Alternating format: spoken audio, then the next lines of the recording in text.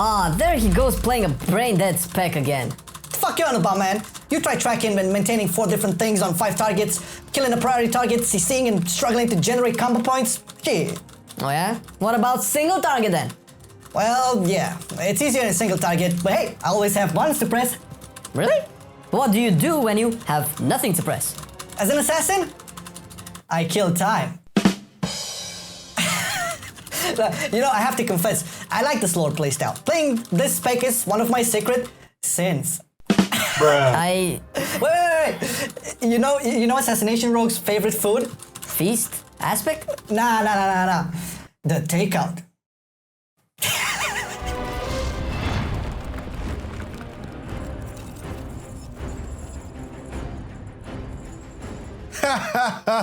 Listen, you've been watching these guides and TLFs and podcasts for a while now, and it's a shame a lot of you watching are not subscribed yet. I mean, in all seriousness, it really helps us out, and it's completely win-win and free on your side. So do us a favor, a big one, click that subscribe bell, click the subscribe button, and then click on the bell, and maybe choose the all notifications thing.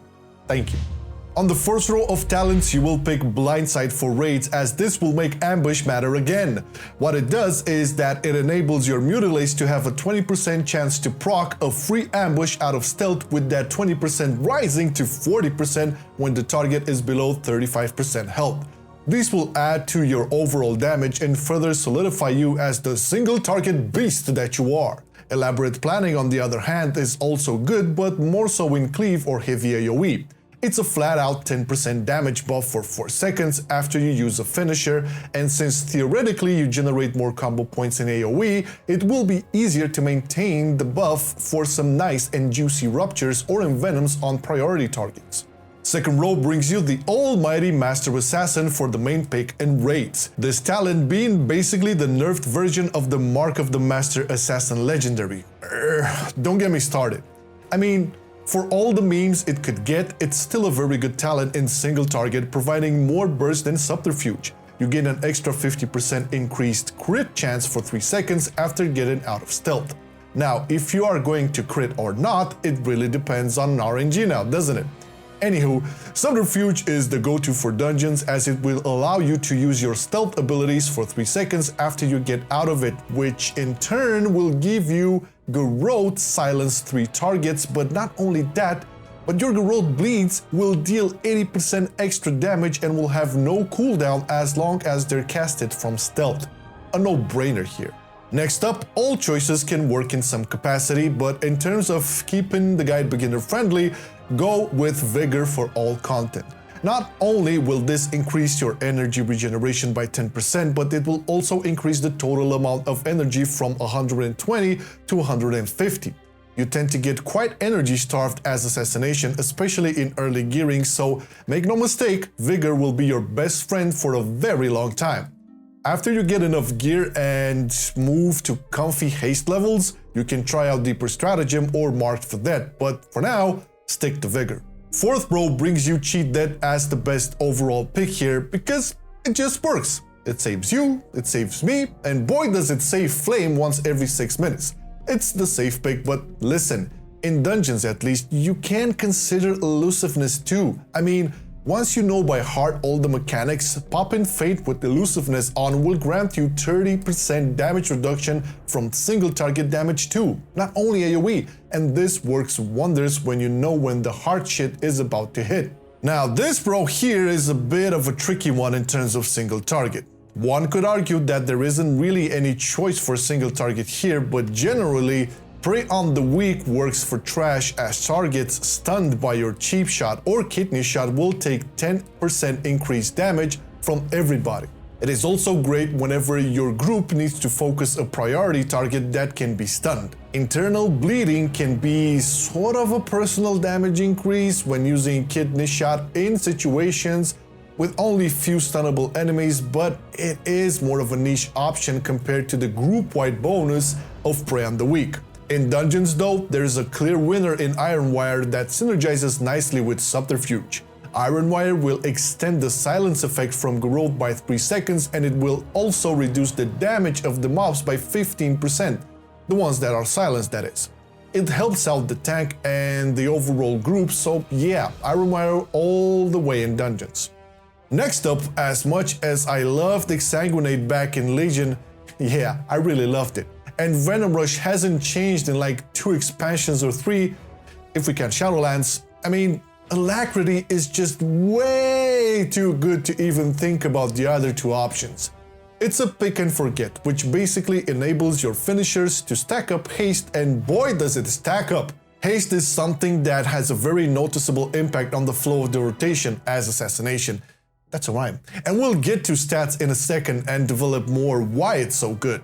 On the last row, however you may love or hate it, Poison Bomb is still the best pick for raids. With this, your Envenoms and Ruptures have a 4% chance per combo point to drop a small puddle of poison on the ground, dealing massive damage to everything it catches within it. It's RNG, I know, but when it does pop, it's great! The more secure option for AoE is Crimson Tempest, an extra ability to press that will hit all enemies in a 10-yard radius, dealing decent damage and also adding an extra bleed on them. And although you might think this will add to your energy regen, sadly it will not. Crimson Tempest bleed is not affected by venomous wounds. That being said, it's still the go-to in dungeons and possibly more fun, so stick with it!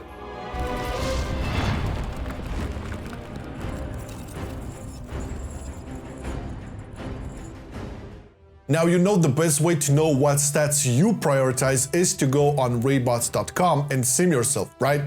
And no, this is not sponsored by them, it's just the best way to get accurate info on your stats, gear, conduits, talents, and so on.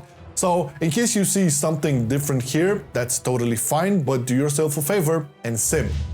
If you just don't wanna, well, agility is obviously the first thing to go for, meaning items at high item level that give agility. Not rings or necklace, okay? Second is haste, and boy is haste good for assassination. It helps with energy regen, faster bleed ticks, faster poison ticks, so everything on Sin Rogue evolves quite heavily around haste. It is a factor that causes overall smoother gameplay for a spec that has a very low APM count. Third is crit, which essentially provides more damage but also has more interaction with another passive from assassination, and that is Sealed Faith. When you crit with a generator, you get an extra combo point, and boy do we need combo points.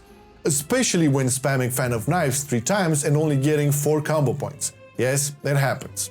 Fourth is versatility as an all-around good stat for both defensive and offensive purposes. Needless to say, almost all trinkets benefit off of versatility, so it's never a bad idea to have some of it too. Lastly, we have Mastery, which is kind of the weakest for assassination. I mean, it increases the damage of your bleeds and poisons, and Venom too, and we do have a slightly higher base of Mastery than Outlaw, for example, but in terms of pure benefits, it falls behind all the earlier ones we mentioned. Keeping in mind the general stat priority, your main dagger will have Celestial Guidance for procs on extra agility, which translates to more damage, obviously. And for your offhand dagger, go with Sinful Revelation for a chance to get 60% extra damage on your target, because assassination is all about that priority target and boss, so no need for all that lightless force nonsense. Go for Eternal stats on your chest, as this one you can never go wrong with. I mean, a small increase to all of your stats is always great, and you can add to that the Heavy Desolate Armor kit for some more survivability. Your boots can also be enchanted with a pinch of agility through the Eternal Agility enchant. It's pretty cheap, so might as well. And you can even get more survivability with Fortified Leech for your cloak, with a small nudge to your stamina and leech. Spectral Flask of Power will be the flask of choice, as it once again will increase your agility, and at this point I think pretty much all specs value their main stat, assassination included. If you plan on raiding a lot or have to deal with tyrannical weeks, Potion of Phantom Fire is the go-to in general for all single target purposes, while Potion of Spectral Agility will be much more handy in general AoE situations. Shadow Core Oil is a good choice when using Phantom Fire in single target, and for all the rest, go with Shaded Sharpening Stone. Truth be told, the damage differences are minimal. If you want to min-max, this can be sims on raid bots as well. Get the tenet of haste for your rings and quick jewel cluster for your sockets, as I'm pretty sure by now you understand how valuable haste is for sim rogues. Well, of course you can always sim, but if you cannot be bothered, well, there you go. Now for the munchies. Obviously, if you can afford a feast, that will be always your first option. But hey, not everyone understands TSM, so Tenebrous Crowned Roast Aspic is also great. You know, for some more haste, goddammit!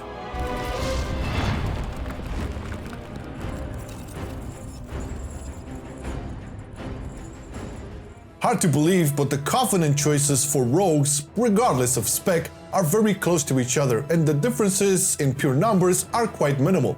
That being said, we're going to showcase the one we decided to go for, and that is Venthyr.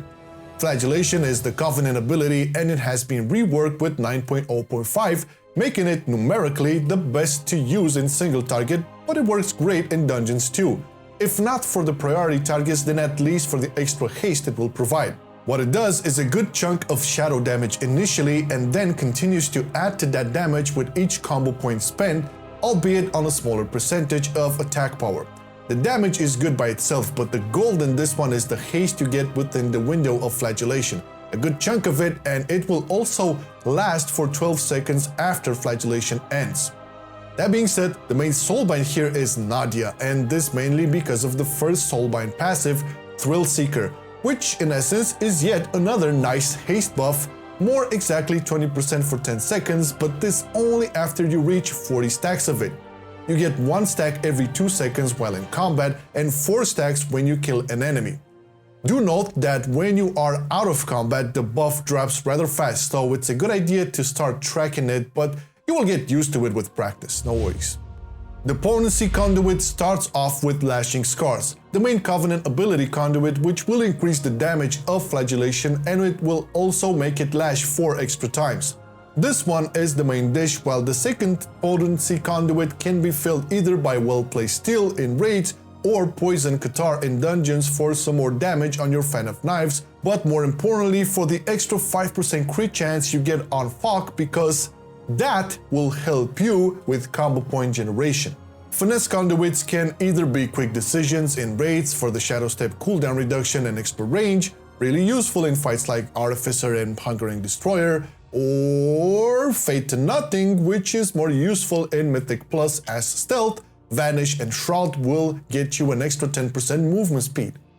For endurance, you can either go with Recuperator for that old school feel and have your Slice and Dice heal you for a percentage of your max health over time, or in more bursty situations, Nimble Fingers, which will reduce the energy cost of your Fate and Crimson Vial.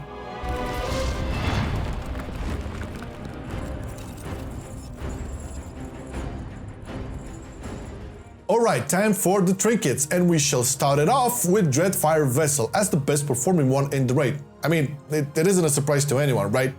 A good chunk of fire damage on demand with the highest item level you can get, and with a decent 1 minute and 30 second cooldown on it.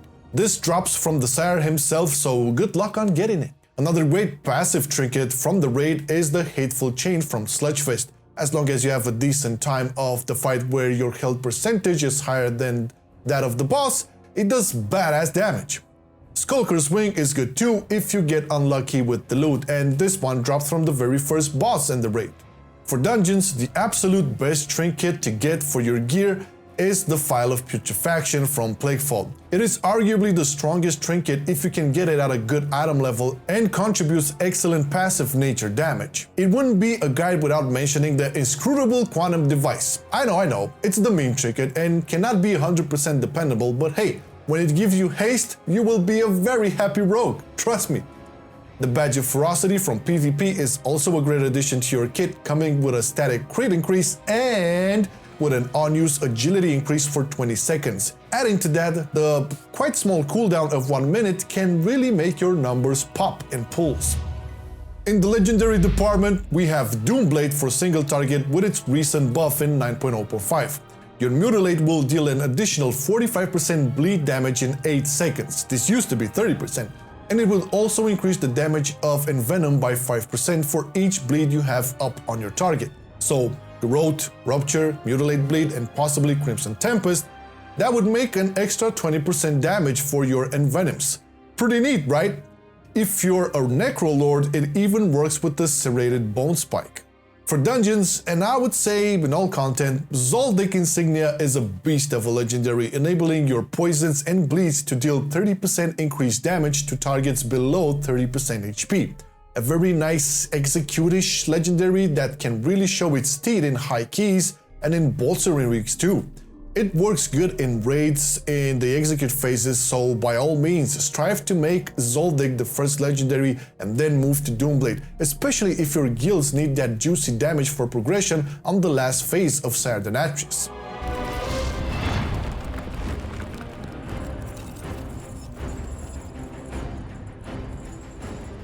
Now the part you all been waiting for, the rotation. Now before any opener, please remember to apply your poisons and be in stealth. Thank you. Oh, and by the way, talk to your tank to give you a second or two to allow you to get into stealth, not like Flame, who indirectly gimps my damage just because he forgets I'm a rogue. It's tough around here, man. Don't get it twisted. Alright, generally, in raids, when playing with the Master Assassin talent, your opener should start with Mutilate, then get your Slice and Dice rolling, then Mutilate again, and then Garrote. This should set you to 45 combo points, if not, Mutilate until you get there. Now pop Flagellation and Vendetta.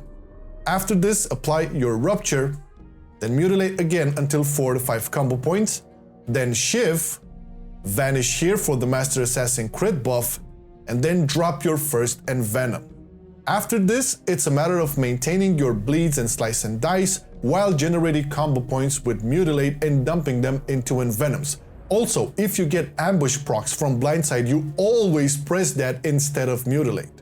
And of course, don't forget about Shiv, which is basically the old Toxic Blade. It will buff the nature damage on your target, and this means Envenoms too. Optimally, you want to use it when you are above 90 energy and at 5 combo points, so you can get as many Envenoms as possible in its window. For Mythic Plus, you will open with an Empowered Garrote on the first 3 targets and a regular Garrote on the 4th one. Then you Crimson Tempest. Then Fan of Knives if there are more than 4 targets. This until you get 4 to 5 combo points. After this, apply Rupture on the first target, then Fan of Knives again to apply the second Rupture, and then Fan of Knives again for the third Rupture. If you have a priority target, that's the one you pop on your Vendetta and Flagellation and drop some Envenoms on it. Once the majority of your targets have all the bleeds up, you can use your Slice and Dice. The main idea in AoE is to try not to overwrite your Empowered Garrotes, maintain Rupture, Crimson Tempest, and Garrote on at least 3 targets, and make sure to use Mutilates for combo points generation in max 3 targets, or spam Fan of Knives on 4 or more targets. Now for the general priority on Sin Rogues, and please remember this is the importance of the abilities, not the actual orders in which you press them.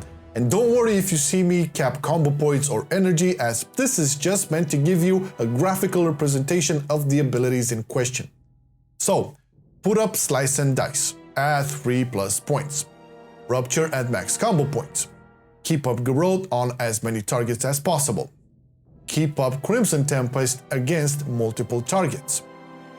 Keep up Rupture with at least 4 combo points on all targets. If internal bleeding is talented, and the target is stunnable, then use Kidney Shot on 4+ combo points. Use Envenom on more than 4 combo points. Fan of Knives against more than 4 targets. Ambush only with Blindside proc if talented. Mutilate at 2 targets to reapply Deadly Poison on your second target. Mutilate your main target. And all this is just a part of all that can be learned on Assassination. Like, for even more in-depth info, we highly recommend the Ravenhold Discord channel, where all highly experienced Sin Rogues and Theory Crafters can help out, one of which is Whisper. Yes, I spelled it right this time. Whisper is a tome of knowledge when it comes to Assassination and more than willing to help out, super passionate about the spec too. Also, big up to Missler, the man who writes all the rogue guides on Wowhead and a brilliant theory crafter who also works on Syncraft and hero damage. We also did a nice podcast on all things Assassination Rogue with the boys, so you might want to check that out after you see the video. Link in the description. Thank you guys for all the help and input, and you can find all the links to the boys in the description. And a big and warm thank you to you, dear Patreon, as your support makes possible a lot of the content that we do here. You know, the class guides, the class podcast, TLF show, and many more cool things to come. If you ever wanted to join the Patreon team and get access to some cool perks, behind the scenes stuff, vlogs, and monthly live chats, then check the link in the description. Last but not least, thank you for watching thus far, and see you very soon in the next one. Bye. I've been loving it then, I still love it now. Still, I play WoW. Still, I play WoW. Getting better every day, let me show you how. Cause still, I play WoW. Still, I play WoW. It's getting harder to stay, but at the end of the day, it's a guilty pleasure, so just log in and play. Whether it's classical retail, I'ma do a /bow. Still, I play WoW.